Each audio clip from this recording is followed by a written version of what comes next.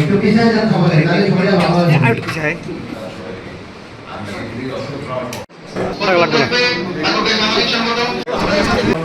আরও আশাবাদী হই যে এনটিভি আমাদের কাজে আরও জনমানুষের কাছে যে মিডিয়ার যে গুরুত্ব, সেই গুরুত্বটুকু আমাদের সামনে নিয়ে আসতে হবে।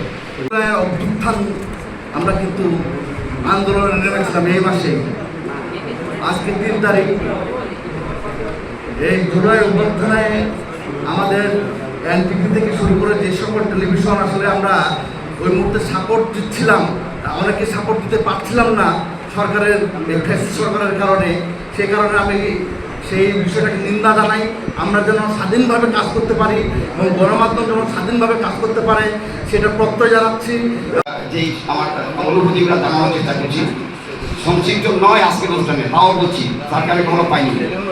এবং আমরা সাংবাদিকরা, আমি বিশ্বাস করি জেলা প্রশাসক মহোদয়কে কিছু দিতে পারিনি, আমি দিতে পারি, আমার সহযোগিতা দিতে পারিনি। জেলা প্রশাসক থেকে অনেক ভালো কাজ করেছে, আমরা সেটি সহযোগিতা করতে পারিনি। সেটার জন্য ওনার কোনো আক্ষেপ নেই, তিনি বলেননি আপনার কর্মীরা আমাকে হেল্প করেন না, কিন্তু ওনার সহযোগিতার অব্যাহত রাখছেন, উনি সেই ধারাবাহিকতা অব্যাহত রাখছেন। এবং আমি আজকে শুধু এইটুকু বলতে চাই যে এনটিভির 23 বছরে যে অর্জন, অন্যান্য চ্যানেলগুলি বিভিন্নভাবে ফ্যাসিস্টের সময় তাল মিলিয়ে হয়তো অনেক সুযোগ সুবিধা নিয়ে তারা তাদের কর্মকাণ্ড চালিয়ে গেছে, এনটিভি কিন্তু সেদিকে যায় নাই। শেষে তাদেরকে অনেক নির্যাতনের শিকার হতে হয়েছে, আমরা জানি। তারপরেও বাংলাদেশের বেসরকারি টিভি চ্যানেলের মধ্যে যে কয়েকটি নাম উপরের দিকে, তার মধ্যে এনটিভি হচ্ছে অন্যতম। ভূমিকা হয়েছে। আমরা আইয়ুব খানের পতন দেখেছি, যেখানে দৈনিক ইত্তেফাক একটা সময়ে দেখেছি যে গণমাধ্যম ইচ্ছা করলে একটা সরকারের পতন ঘটাতে পারে, কিন্তু গত 15-16 বছরে এই গণমাধ্যম সম্পূর্ণভাবে ব্যর্থ হয়েছে। এনটিভির 23 বছর পূর্তি উপলক্ষে সংগঠনের পক্ষ থেকে আন্তরিক অভিনন্দন এবং শুভেচ্ছা জানাচ্ছি। কথা লম্বা করার সুযোগ নেই। এনটিভি বাংলাদেশের শীর্ষস্থানীয় গণমাধ্যমগুলোর একটি। দীর্ঘ এই সময়ে আমাদের প্রত্যাশা পূরণে তারা বস্তুনিষ্ঠ সংবাদ পরিবেশন করার চেষ্টা করেছেন। 2003 সালে এনটিভি যাত্রা শুরু হয়। স্বচ্ছ স্ক্রিন, সাউন্ড এবং বস্তুনিষ্ঠ সংবাদ পরিবেশনের মধ্য দিয়ে ইতিমধ্যে এনটিভি দর্শকদের ভিতরে কাটছে।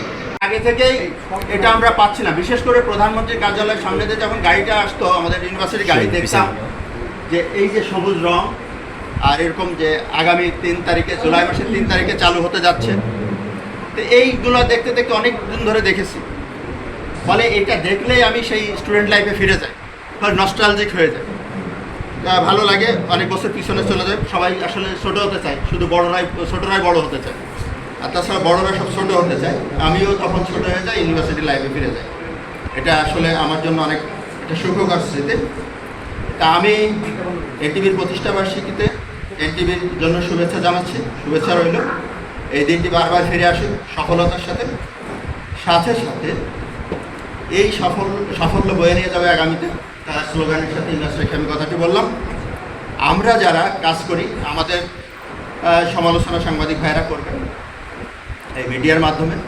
আমরা প্রত্যাশা করি যে গঠনমূলক সমালোচনা করবেন, যাতে আমরা আসলে কাজ করতে পারি। আজকে যেহেতু এটি গণমাধ্যমের প্রতিষ্ঠাবার্ষিকী, রাজনৈতিক বক্তব্য না দেওয়াটাই সমীচীন, তারপরেও দু একটা কথা বলতে হয়। বিগত 15-16 বছর আমাদের এই ঠাকুরগাঁও, আমি মনে করি বাংলাদেশের সবচাইতে অবহেলিত এবং বঞ্চিত একটি এলাকা ছিল। আর সেটা কেন, কি কারণে, কাদের কারণে, এসব কিছু আপনারা জানেন। আমি আর পিছনে ফিরে যদি নাও তাকাতে চাই, আপনাদের সকলের উদ্দেশ্যে একটাই বার্তা আমাদের হওয়া উচিত, এই ঠাকুরগাঁও জেলাকে আমরা আর পিছনে ফিরিয়ে নিতে চাই না। এনটিভির দর্শক, শ্রোতা, ফোরামের যারা আছেন সবাইকে আসসালামু আলাইকুম। দীর্ঘদিন পর আমার মনে হয় আজকে এখানে যারা বক্তা ছিলেন তারা মন খুলে কিছু কথা বলতে পেরেছে।